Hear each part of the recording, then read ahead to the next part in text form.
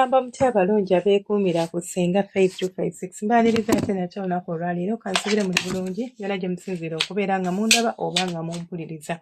Olunaku olwaleero njagala kwogera ku bintu abasajja bye basinga okwagala mu mukwano oba bye wandibadde onoonya mu mukyala.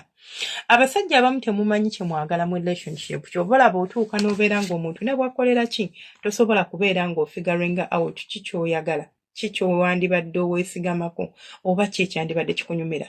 Omukazi asobola okugulira ebirabo, omukazi asobola okuwa ssente n'akusupportinga financially nga takwagala. Ekintu kyokka ekiproving oba ekiraga omukwano omukazi gwakuyinako kino kye ngenda obbagamba olwaleero. Omukyala asobola okukutimba buli wamu, n'akutimba ku social media ye, n'akuteeka ku TikTok, n'akuteeka ku WhatsApp status, n'akuteeka ku Facebook nga takwagala. Love si kye kintu kye mutunuulira n'olobooza nti just because nti omuntu antimbye nti anjagala. Ti just because ampise honey, asobola okuyita honey, baby, sweetheart, pet names zonna n'azimalayo nga mu mutima gwe toliimu. Nga just abeera bubeezi naawe. Ebyo nno ng'okyali awo kino kiriza n'okutiisa. Omukazi asobola n'okufumbirwa, n'okuzaalira n'akuzaalira nga toli mu mutima gwe. Ky'ova olaba osobola okkeera ku makya n'osanga amaka omukazi n'abeera ng'abadde mu maka ago okumala ebbanga eriwerako, naye n'akeera ku makya ng'alinamu n'abaana 3-4 n'ayagala okuggyawo taata w'abaana be okubeera ng'asobola okweyagala n'oyo omusiguze we. Can you imagine? Ojjawo taata w'abaana okubeera ng'ofuna essanyu n'omusiguze. Ekyo kye muyita laavu? Ddala yo laavu eba evaawa era eba eriwa ng'omukutunula okuko awo wabeerawo omukwano gwonna. Ky'ova olaba nkugambye nti omukazi asobola okufumbirwa naye nga takwagala. Ebintu ebiraga nti omukyala akwagala kwe kubeera nti omukyala asobola okuwa ekitiibwa ne waba tewaliiwo abalaba. Nga tapuutinga up a show. Abakazi abasinga ekitiibwa akigaba nga bakulaba. Waliwo amulaba akibateerawo. Naye nga womudde ewaka akulaba nga kasasiro. Ate oyo abana mubi nnyo. Oba ofundako akulaga nti takuwa kitiibwa mu bantu. Kubanga ate lisiye abawa ddala ba real. Naye ono akulaga nti akwagala. Kyokka akulaga nti akuwa ekitiibwa naye ng'ate ekituufu takuwa kitiibwa. Ogenda okunyumiza abantu oba okugamba nti banaye kanneeyambe kale nfune omuntu antegeera munnyonnyola ekizibu kyange nga balaba gwe kizibu. Gwe atasiima. Oyo omukazi wo ng'akwagala nnyo. Ogamba otya bw'otyo ku mukazi wo naye nga ggwe amanyi ky'oyitamu. Omukazi akuwa emirembe mu mutima. Omukazi akuwa ekitiibwa nga tewaliiwo abalaba. Omukazi akuwa peace of mind. Omukazi atakwestioninga buli kimu ky'oba okoze. Ye mukazi akwagala. Ye mukazi akwagala. So omukazi akuwa ssente, so omukazi akugulira ebirabo. Ebino ebintu birungi tubyagala tubifansinga but birina omuwendo gwe bijjirako. What is the use of you buying me gifts and fancy stuff nga tompa kitiibwa? What is the use of you giving me money when banzagalidde, like helping me out financially? Yes, but nga you cannot give me peace. Nkomawe waka nembeera nga ze mu battlefield, nemba nga ze mu lutabaalo. Naye ng'ate nkooye, I had a long day, njagala kubeera nga mpummula. Wabula n'otuuka ng'omukazi akuyombesa mukano mukali. Ogwo si gwe mukwano. Omukwano, love is supposed to be peaceful. Someone you love is supposed to be giving you peace of mind. They are supposed to be your peace space. You know? Not your battlefield. Sekudda kutandika kwewozaako, kutandika kulwana, kutandika kwekuba ngumi, kutandika, exchanging bigambo. I don't come back home oba tokomawo waka kubeera ng'osisinkana embeera bw'etyo.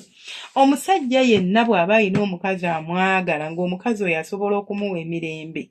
Ng'akomawo waka n'awulira nti njagala kudda waka tayagala kusiibula kubanga anyumirwa. Kye kimugaana okubeera ng'asiibula okuva ewaka kubanga wamusanyusa. Kubanga everything is good. Not kubanga tayagala genda kukola. But, omusajja nnyuka n'akomawo ewaka leeti. Gwamumalako emirembe. Nannyuka nga tayagala kudda waka kubanga akimanyi ngenda kuddayo tuyombe waakiri kansigale eno tuleme kuyomba. Nga kyekimu nga ebimu ku bintu byagamba kansigale eno kubanga kingasa ki okudda waka ntandika okwerega n'omukazi. Asigadde eno n'alinda ne ngenda nga yeebase ng'okuyomba tekuliwo tasinga. Nti asinga naye ng'embeera eyo ani agireeta mu makaago. Gwe kanaaluzaala. Beera emirembe gya bbaawo. Beera omuntu awa bbaawe ekitiibwa ne waba tewali abalaba. Beera omuntu akkiririza mu musajja ate nga byonna bikole naye tomma musajja kasolo. Mulekeraawo okuba abasajja bammwe emigongo. Omukazi nasobola n'okuwa akasolo nga takwagala. Naye kubanga nti abasajja be tebabifaako nnyo gw'amanyi. Oba omwagala oba tomwagala kasita omuwa akasolo kye kisinga obukulu. Naye omukazi asobola n'okuwa akasolo nga takwagala, nga toli mu mutima gwe. Ate olaba ateeka bulamu bwe mulayini, ateeka bulamu bwe ku lisiki kukuzaalira. Ate eryo ky'okuwa akasolo mbolo kye kinaaba ekinene ennyo. Akakuwa ddiya naye nga toli mu mutima gwe, takwagala, takuloboozanga nako, takuli nako in fact.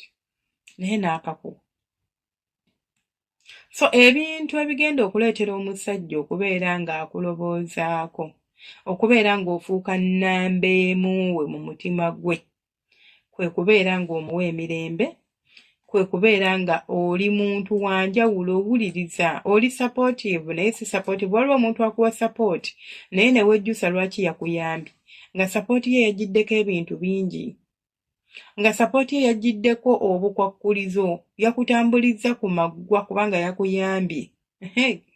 N'otandika n'okwejjusa n'otandika nga nsinga kale obuyambi bwe yabulese n'atanyamba, at least nandibeereddewo. Ng'owulira wejjusa. Naye nga kiki ennyo ekiba kikutuusa ku ekyo?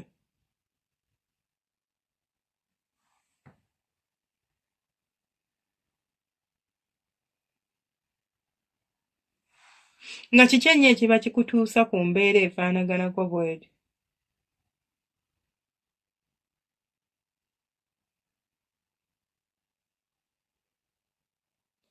Anyways, kale munzikirize mbasiibule, nsaba Allah abankuumire abanjagalire, temujjanga okwo, mubeere bulungi bantu bange abalungi.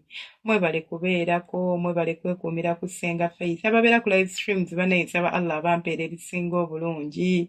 Nemba oluusi nenkola ntya, but you still stay and listen. Mwebale kubeerako, mwebale kubeera nga mugoberera, mwebale kubeera nga munfollowinga, ate era nga most of it mwebale kunjagala. Nsaba Allah abansasulire kuba sirina kirungi kyensobola kubawa okuggyako Allah yasobola obbansasulira. Mubeere bulungi, mweraba temwerabira subscribinga, kulikinga no commentinga. Tulina channel yaffe endala eyitibwa Story Hub Uganda nga tugabanayo stories. Osobola ogendayo n'obeera nga weefunira ku story oba n'obeera ng'onyumyanyumyamukko naffe.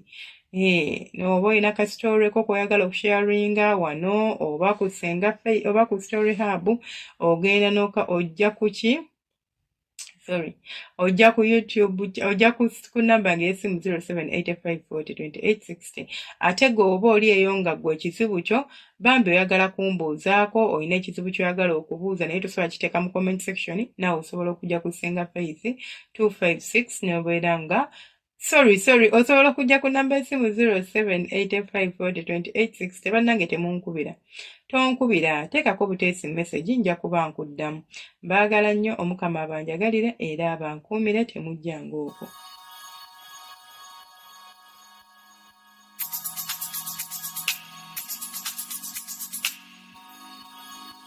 Yeah.